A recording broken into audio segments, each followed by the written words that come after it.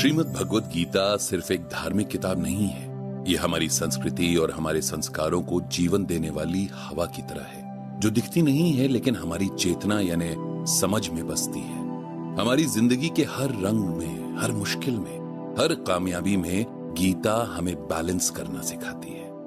गीता सिखाती है कि कैसे जीना है कि कभी किसी को मलाल न रहे और ना ही कोई कमी रहे।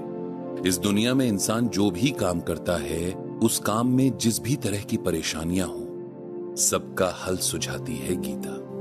अब जैसे बिजनेस को ही ले लीजिए, नया शुरू करना हो या पुराने को आगे बढ़ाना हो, नुकसान के भंवर में डूबते हुए को उबारना हो या कामयाबी की उड़ान उड़ते बिजनेस को ऊंचाइयों पर संभाल कर रखना हो, जाने कितनी मुश्किलों का सामना करना पड़ता है एक बिजनेसमैन को। लेकिन अगर आपको पता हो कि इन सब मुश्किलों का हल भगवान श्री कृष्ण ने हजारों साल पहले ही गीता में बता दिया था, तो आप कहेंगे वो कैसे?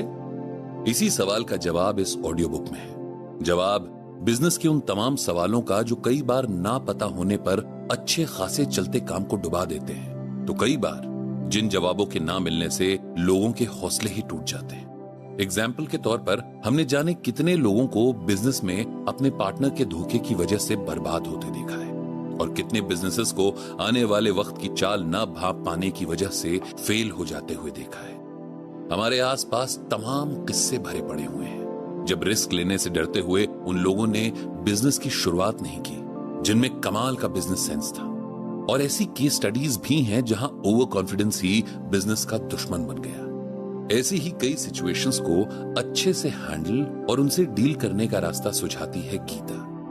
और हमारी कोशिश है आप तक गीता के इन मैसेजेस को पहुंचाने की, ताकि आप अपने बिजनेस के जिस मुकाम पर भी हो, आपको सही राह और सलाह मिल सके और एक अच्छे बिजनेसमैन के साथ बेहतर इंसान भी बनते हैं।